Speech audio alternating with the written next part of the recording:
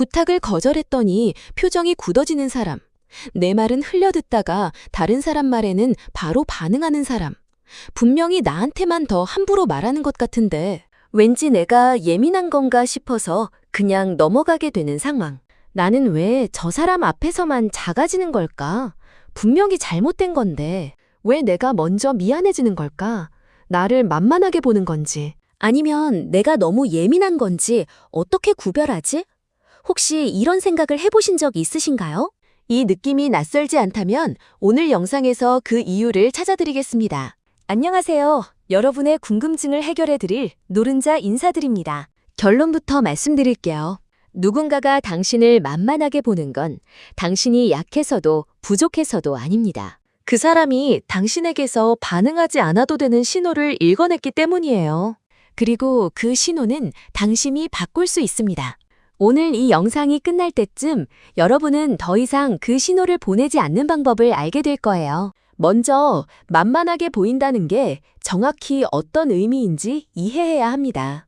만만하게 본다는 건 단순히 상대방이 나쁜 사람이라서 생기는 일이 아닙니다. 심리학에서는 이것을 사회적 서열 탐색이라고 해요. 사람은 누구나 새로운 관계를 맺을 때 무의식적으로 상대방이 어느 정도의 반응을 보이는지를 탐색합니다. 말하자면 이 사람은 어디까지 허용하는지를 조용히 시험해 보는 거예요. 이건 나쁜 의도가 있어서만 하는 게 아닙니다. 사람의 뇌가 관계 안에서 자동으로 작동하는 본능적인 과정이에요. 문제는 이 탐색 과정에서 상대방이 어떤 신호를 보내느냐에 따라 관계의 틀이 아주 초반에 결정된다는 겁니다. 처음에 이 사람은 불편해도 참는구나 라는 신호가 쌓이면 상대방의 뇌는 그것을 관계의 기본값으로 저정해버려요. 그때부터 만만한 관계가 시작됩니다. 그런데 여기서 많은 분들이 놓치는 게 있어요. 만만하게 보이는 사람이 꼭 조용하거나 소심한 사람만은 아니라는 겁니다. 겉으로는 활발하고 밝아 보이는 사람도 관계 안에서 특정 패턴을 반복하다 보면 어느새 만만한 사람이 되어 있는 경우가 많아요. 표정은 웃고 있지만 속으로는 상처받고 있는 상황, 좋다고 말하면서 실제로는 싫은 상황. 이런 불일치가 쌓일수록 상대방은 점점 더 편하게 선을 넘게 됩니다. 만만함은 성격의 문제가 아니라 관계 안에서 만들어지는 패턴의 문제입니다. 그렇다면 왜 어떤 사람들은 유독 만만하게 보이는 신호를 더 많이 보낼까요? 첫 번째 이유는 갈등을 위험으로 느끼는 뇌 때문입니다. 미국 하버드 대학교의 발달 심리학자 제롬 케이건은 사람마다 새로운 자극이나 긴장된 상황에 반응하는 뇌의 민감도가 다르다는 사실을 밝혀냈습니다. 특히 갈등 상황을 마주했을 때 뇌의 위험 감지 부위가 강하게 활성화되는 사람들은 그 불편함을 빠르게 없애기 위해 자신도 모르게 상대방에게 맞춰주는 행동을 선택하게 된다고 했어요. 쉽게 말하면 이런 분들의 뇌는 갈등을 마치 실제 위험처럼 느낍니다. 맹수를 만났을 때 도망치는 것처럼 불편한 상황에서 빠져나오기 위해 반사적으로 물러서거나 웃어넘기거나 참아버리는 거예요. 이건 성격이 나빠서도 아니고 의지가 없어서도 아닙니다. 뇌가 갈등을 생존의 위협으로 학습해온 결과예요. 문제는 이 반응이 반복될수록 상대방에게는 이 사람은 밀어붙여도 된다는 신호로 읽힌다는 거예요. 특히 어린 시절에 갈등이 생겼을 때 자신의 의견을 말했다가 오히려 더 큰 갈등이 생겼던 경험을 가진 분들은 이 패턴이 더 강하게 굳어있는 경우가 많습니다. 뇌가 어린 시절부터 갈등은 참아야 끝난다는 규칙을 학습해온 거예요. 어릴 때는 그 규칙이 실제로 맞았을 수도 있어요. 하지만 어른이 된 지금 그 규칙은 오히려 당신을 만만한 사람으로 만드는 데 쓰이고 있습니다. 두 번째 이유는 착한 사람으로 보이고 싶은 깊은 욕구 때문입니다. 미국의 심리학자 해리엇 브레이커는 타인에게 좋은 사람으로 보이려는 강박을 오랫동안 연구했습니다. 그 강박의 뿌리를 파고들면 결국 하나의 두려움이 나온다고 했어요. 내가 싫다고 하면 저 사람이 나를 싫어하게 될 거야 라는 두려움이에요. 이 두려움이 있는 사람들은 상대방의 부탁을 거절하거나 불편함을 표현하는 순간 관계가 깨질 것 같은 느낌을 받습니다. 그래서 자꾸 참고 맞춰주고 웃으면서 넘어가게 되는 거예요. 그런데 아이러니한 건 이렇게 행동할수록 관계가 좋아지는 게 아니라 오히려 상대방이 나를 더 가볍게 여기게 된다는 겁니다. 항상 열려있는 문은 아무도 소중히 여기지 않는 법이에요. 가끔은 닫혀 있어야 그 문의 가치를 알게 되거든요. 여기서 한 가지 더 짚어드리고 싶은 게 있어요. 착한 사람으로 보이고 싶은 욕구 자체가 나쁜 건 아닙니다. 문제는 그 욕구가 나를 지키는 것보다 앞에 올 때예요. 상대방에게 좋은 사람으로 보이기 위해 내 감정을 억누르고 내 시간을 빼앗기고 내 에너지를 낭비하는 상황이 반복된다면 그건 더 이상 착함이 아니에요. 나 자신을 잃어가는 과정입니다. 진짜 좋은 관계는 내가 희생해야만 유지되는 관계가 아니라 서로가 있는 그대로 존중받는 관계예요. 자, 여기까지 들으니 어떤 생각이 드시나요? 맞아. 나도 갈등이 생기면 그냥 내가 참아버려라고 느끼시는 분들 계실 것 같아요. 그런데 여기서 한 가지 꼭 짚고 넘어가야 할 게 있어요. 참는 것과 배려하는 것은 다릅니다. 배려는 내가 충분히 가진 상태에서 상대방에게 나눠주는 거고, 참는 건 내가 비어가면서도 계속 주는 거예요.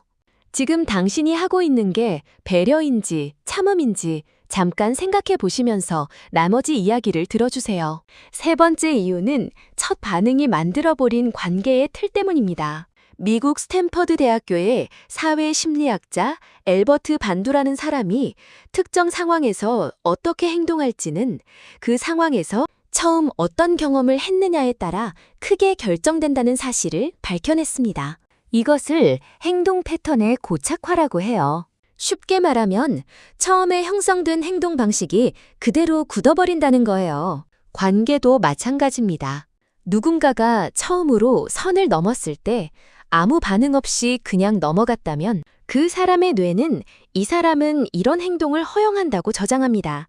그 다음부터는 점점 더 큰 선을 넘어도 당연하게 느끼게 되는 거예요. 처음에 작은 구멍을 그냥 두면 나중에는 둑 전체가 무너지는 것처럼요. 만만한 관계는 대부분 아주 작은 첫 번째 순간부터 시작됩니다. 그렇다면 이미 오래된 관계에서 패턴이 굳어버렸다면 어떻게 해야 할까요? 늦은 게 아닐까 걱정하시는 분들이 많은데요. 늦지 않았습니다. 뇌는 새로운 경험을 반복하면 언제든지 새로운 패턴을 만들어낼 수 있어요.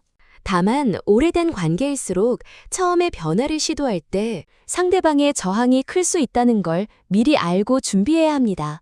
갑자기 달라진 당신의 모습에 상대방이 당황하거나 불편해하는 건 당연한 반응이에요. 그 저항에 다시 물러서지 않는 것이 핵심입니다. 네 번째 이유는 목소리보다 태도가 먼저 말한다는 겁니다. 미국의 심리학자 엘버트 머레이비어는 사람이 상대방에게 전달하는 메시지 중 실제 말의 내용이 차지하는 비중은 생각보다 훨씬 작다는 사실을 연구로 밝혔습니다. 우리가 상대방에게 전달하는 신호의 대부분은 말이 아니라 눈빛, 목소리의 떨림, 몸의 자세, 표정 같은 것들이에요. 만만하게 보이는 사람들은 대체로 안 돼요 라고 하면서도 몸이 먼저 물러서거나 눈을 피하거나 목소리가 작아지거나 말끝을 흐립니다. 상대방의 뇌는 말의 내용보다 이 신호들을 더 빠르게 읽어요. 입으로는 거절하는데 실제로는 밀어붙이면 되는구나 라고 해석하는 거죠. 내 말과 내 몸이 다른 말을 하고 있는 한 상대방은 계속 몸의 신호를 따라 행동하게 됩니다. 이걸 바꾸기 위해 당장 거창한 무언가를 할 필요는 없어요. 아주 작은 것 하나부터 시작하면 됩니다. 말을 할 때 문장 끝을 흐리지 않고 또렷하게 마무리하는 것, 상대방의 눈을 자연스럽게 바라보는 것, 몸이 뒤로 물러서려 할 때 그 자리에 그대로 서 있는 것, 이 세 가지만으로도 상대방이 읽는 신호는 전혀 달라집니다. 다섯 번째 이유는 스스로를 낮추는 말버릇 때문입니다. 미국 캘리포니아 대학교의 언어심리학자 페넬로페 아이자르는 브라운과 스티븐 레빈스는 사람들이 대화 안에서 무의식적으로 자신의 위치를 어떻게 설정하는지를 연구했습니다. 그 연구에서 자신을 낮추는 말을 습관적으로 사용하는 사람들은 대화, 상대에게 자신도 모르는 사이에 낮은 위치를 허용하게 된다는 사실이 밝혀졌어요. 제가 잘 몰라서 그런데요. 이런 말 해도 될지 모르겠지만 제 생각이 틀릴 수도 있는데 혹시 괜찮으시면 보이는처럼 말을 시작하기도 전에 스스로를 작게 만드는 표현들이요. 이런 말버릇은 상대방에게 나는 당신보다 한 수 아래예요 라는 신호를 계속 보내는 것과 같습니다. 겸손과 자기 축소는 다릅니다. 겸손은 나를 낮추지 않으면서도 상대방을 존중하는 거고, 자기 축소는 자기 자신을 먼저 깎아내리는 거예요. 오늘 하루 동안 자신이 하는 말을 한번 유심히 들어보세요. 얼마나 자주 필요하지 않은 사과와 자기 축소의 표현을 쓰고 있는지 발견하게 될 거예요. 그 표현들을 하나씩 걷어내는 것만으로도 관계 안에서 당신이 차지하는 자리가 달라지기 시작합니다. 이제 나를 만만하게 보는 사람에게 더 이상 그런 신호를 보내지 않는 구체적인 방법을 하나씩 알려드릴게요. 첫 번째 방법, 0.5초 멈춤 기술입니다. 만만한 관계에서 가장 먼저 바꿔야 하는 건 반사적으로 물러서는 습관이에요. 상대방이 선을 넘는 말을 하거나 불편한 부탁을 해올 때 즉각적으로 반응하지 않는 연습을 해야 합니다. 딱 0.5초만 멈추는 거예요. 그 짧은 순간이 뇌에게 아주 중요한 신호를 줍니다. 지금 나는 이 상황을 판단하고 있어. 자동으로 반응하지 않을 거야 라는 신호요. 뇌과학자들의 연구에 따르면 감정적 반응과 의식적 선택 사이에는 아주 짧은 시간의 틈이 있는데, 이 틈을 의도적으로 버려주는 것만으로도 충동적으로 참아버리는 행동을 상당히 줄일 수 있다고 합니다. 멈추는 것 자체가 이미 신호입니다. 항상 바로 반응하던 사람이 잠깐 멈추는 것만으로도 상대방은 무언가 달라졌음을 감지합니다. 처음에는 이 0.5초가 아주 어색하게 느껴질 거예요. 빨리 대답하지 않으면 신뢰가 되는 것 같고 분위기가 이상해지는 것 같은 느낌이 들 수 있어요. 하지만 그 어색함을 참고 멈추는 연습을 반복하다 보면 어느 순간부터는 멈추는 것이 자연스러워집니다. 그리고 그 멈춤 안에서 나 자신의 진짜 반응을 찾는 능력이 생기기 시작해요.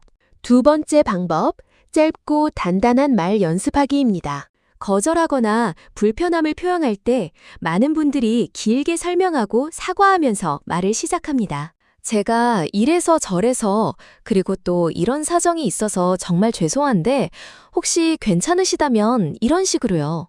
그런데 이렇게 말할수록 상대방은 설득할 여지가 있다고 느끼거나 더 강하게 밀어붙이면 된다고 판단합니다. 짧게 말하는 연습을 해보세요. 그건 어렵겠어요. 나는 그렇게 생각하지 않아요. 그 부분은 제 몫이 아닌 것 같아요. 이유를 길게 설명하지 않아도 됩니다. 거절에는 긴 설명이 필요하지 않아요. 짧고 흔들리지 않는 말이 긴 설명보다 훨씬 더 강한 신호로 보냅니다. 말의 길이가 짧아질수록 목소리에는 힘이 실립니다. 처음에 짧게 말하면 차갑게 보이지 않을까 걱정하시는 분들이 많아요.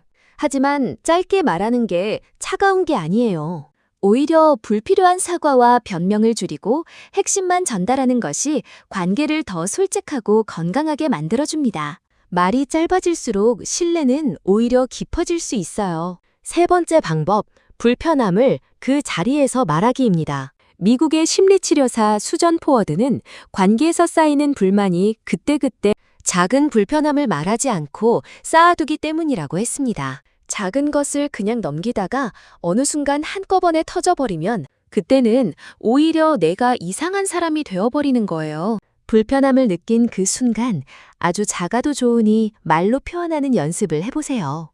화내듯이 말할 필요 없어. 방금 그 말이 나는 좀 불편했어.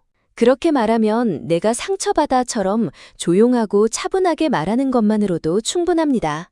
이 한마디가 상대방의 뇌에 아주 중요한 정보를 입력합니다. 이 사람은 불편하면 말하는 사람이구나. 함부로 대하면 안 되겠구나 라고요. 불편함을 말하는 게 관계를 망친다고 생각하는 분들이 많아요. 하지만 오히려 반대예요.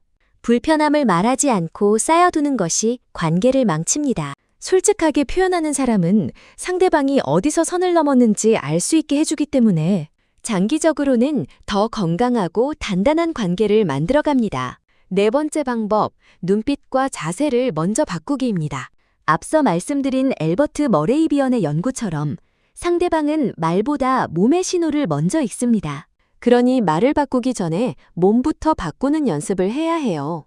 구체적으로는 세 가지예요. 첫째, 상대방과 대화할 때 눈을 피하지 않고 자연스럽게 바라보는 것. 둘째, 어깨를 뒤로 살짝 당기고 등을 펴는 것. 셋째, 말을 시작할 때 목소리의 크기를 평소보다 조금만 더 또렷하게 내는 것. 이 세 가지가 동시에 이루어질 때 상대방의 뇌는 이전과 다른 신호를 받습니다. 내가 말하기도 전에 이미 이 사람은 오늘 뭔가 다르다는 걸 느끼게 되는 거예요. 미국 하버드 대학교의 사회심리학자 에이미 커디는 몸의 자세가 마음에 영향을 준다는 사실을 연구로 밝혔습니다. 자신감 있는 자세를 취하면 실제로 뇌 안에서 자신감과 관련된 호르몬이 분비된다는 거예요. 자세는 마음을 따라가기도 하지만 마음이 자세를 따라가기도 합니다. 몸을 먼저 바꾸면 마음이 따라오고 마음이 따라오면 신호가 달라지고 신호가 달라지면 관계가 달라집니다. 다섯 번째 방법, 관계의 틀 새로 짜기입니다. 오래된 관계에서 이미 만만한 패턴이 굳어버렸다면 말 한마디나 행동 하나만 바꾼다고 해서 바로 달라지지 않을 수 있어요. 상대방의 뇌가 새로운 패턴을 인식하려면 반복적인 신호가 필요합니다. 처음에 달라진 모습을 보이면 상대방이 오히려 더 강하게 밀어붙이거나 왜 갑자기 이래라고 반응할 수 있어요. 이건 당신이 잘못된 게 아니라 기존 패턴이 흔들릴 때 나타나는 자연스러운 저항입니다. 미국 존스 홉킨스 대학교의 심리학자 존 볼비의 연구에 따르면 관계 안에서 새로운 행동 패턴이 자리를 잡으려면 최소한 몇 주에 걸친 일관된 반복이 필요합니다. 포기하지 마세요. 흔들리지 않고 같은 신호를 계속 보내다 보면 상대방의 뇌는 결국 새로운 패턴을 기본값으로 받아들이게 됩니다. 관계는 한 번의 대화로 바뀌지 않지만 꾸준한 태도로는 반드시 바뀝니다. 여기서 한 가지 더 말씀드리고 싶은 게 있어요. 이 모든 방법을 써봤는데도 달라지지 않는 사람이 있을 수 있어요. 내가 어떻게 해도 계속 선을 넘고 내 감정을 무시하고 나를 가볍게 대하는 사람이요. 그 경우에는 관계의 틀을 바꾸는 게 아니라 관계의 거리를 조정하는 것도 선택지가 될 수 있습니다. 모든 관계를 유지해야 하는 건 아니에요. 나를 반복적으로 지치게 만드는 관계에서 거리를 두는 것은 이기적인 게 아니라 나 자신을 지키는 가장 현명한 판단입니다. 이제 영상에 처음으로 돌아가 볼까요?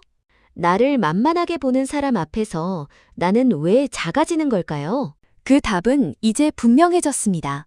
뇌가 갈등을 위험으로 느끼고 착한 사람으로 보이고 싶은 두려움이 있고 처음에 형성된 관계의 틀이 굳어버렸기 때문입니다. 그리고 말보다 먼저 몸이 신호를 보내고 있었기 때문이에요. 이 모든 것은 바꿀 수 있습니다. 당신이 작아지는 건 당신이 약해서가 아니에요. 지금까지 그렇게 하는 게 더 안전하다고 뇌가 배워온 것뿐입니다. 이제 뇌에게 새로운 것을 가르쳐줄 시간이에요.